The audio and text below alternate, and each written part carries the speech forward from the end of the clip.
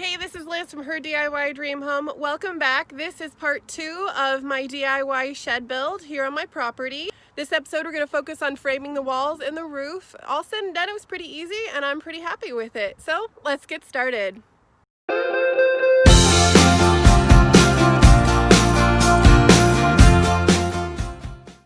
Now that the base is built, I went back to the hardware store and bought a bunch of 2x4s. I bought just a whole series of 2x8s, and then I bought some 2x16s and 2x10s. So this is me unloading the truck and just sorting them as I'm pulling them out. Sometimes when you're at a hardware store and it's busy, you're just trying to get everything in and ready to go. So here they are. So the first wall that I decided to work on was the back wall, which is actually the shortest wall of them all. They were 6 feet tall rather than the full 8 foot, so I went ahead and chopped off 2 feet from the bottom of the 8 foot boards. Fun fact, did you know that 2x4 stacked on top of each other is the same height as the decking on my saw? After I did the first 2 cuts, it was really easy to kind of just stack up the excess wood and then have a nice level plane to cut from, and I wouldn't have to wrestle with the 2x4s. Once they were all cut, I was ready to start nailing them in the plates. I used two 2x4x16s for the top and the bottom of my wall.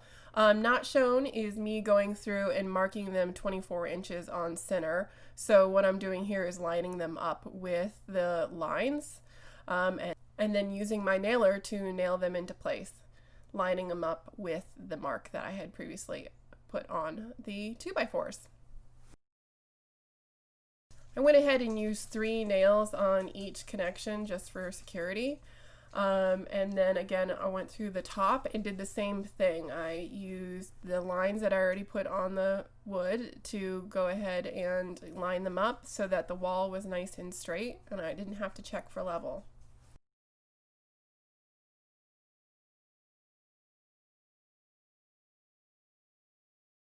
This wall was actually the easiest wall because it had no angles or a door in it, so I was able to just do it really quickly.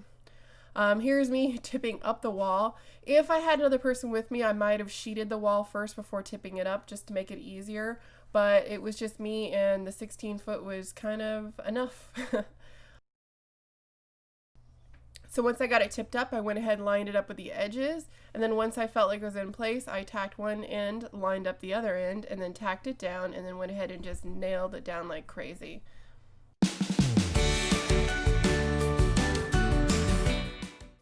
Of course, always have to reload the gun.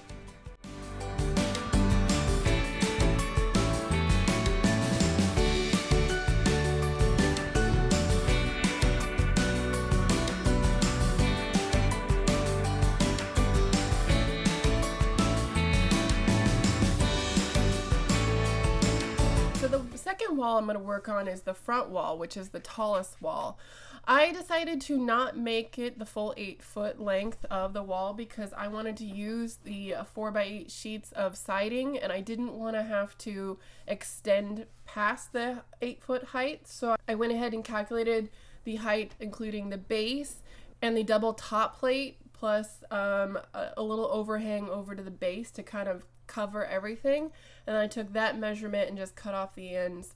I think it was something like 76.5 inches plus the 3 inches for the top plate, the 1.5 inches for the bottom plate, and another 1.5 inches to cover the base.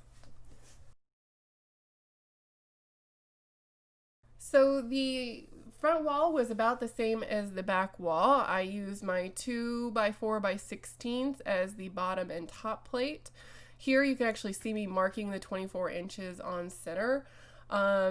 And then also towards the end, I was marking where my door was going to go. I had gotten a used French door off Craigslist that was 60 inches wide, so I just went ahead and made sure I left a gap for that. And that is what I'm measuring there.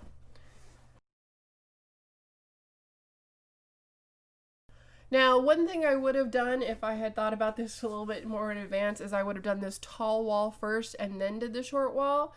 because you can see here when I'm starting to lay out the wood, I didn't have enough room on the platform. So I had to kind of thread them through the existing wall, which it was fine. It was just kind of more work than I was hoping for, and I was struggling trying to get everything on. But then as soon as I just kicked it over the top, it was like easy and just nailed it down. See, there I have my end plate and then my jack and my king stud to connect my French doors to. And then the rest of the 2x4s are 24 inches on center. Once I got both walls up, I went ahead and used some bracing to hold them level and plumb. And then I was able to start working on my side walls. Once it was all up there, I went ahead and added the top plate to my front and back walls. This was just laying another 2x4x16 right on top. Usually I want to thread the plates, overlap, or what do you want to call it, cross the side wall and the top plate to make everything a little bit more secure and square. But since the wall was on an angle, I really couldn't do that. At this point, my mom came out to help me for the day. Met me after I got the first top plate on, helped me with the second one, and then the side walls. This was a little bit trickier. I'm not a huge fan of the math, so I instead of figuring out the angle of my roof and then figuring out the pitch and the change in pitch and the length of each board, we cheated.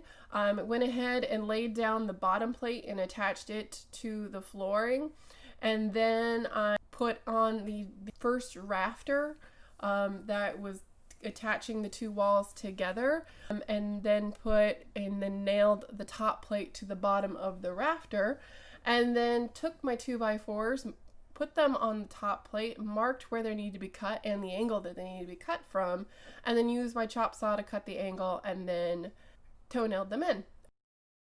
So that was it for the shed. All 4 walls are up, and the next step is to do the roof. I went ahead and purchased hurricane ties. I think they're a lot easier and to deal with than doing a bird mouth. I know they cost money versus bird mouth is free, but they're only like 68 cents a piece, so might as well just go for it and buy them. So I just lined them up with my 2x4s and then nailed them right on in.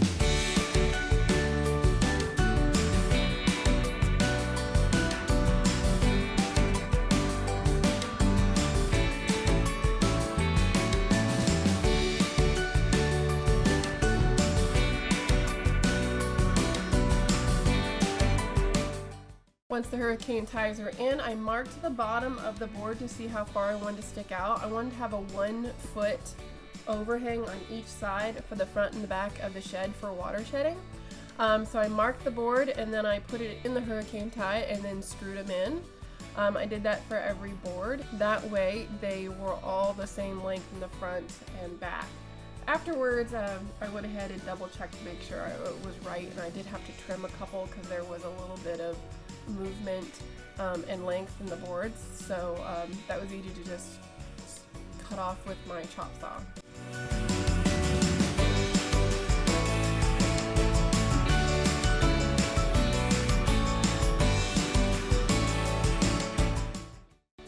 So there are all the boards up right there.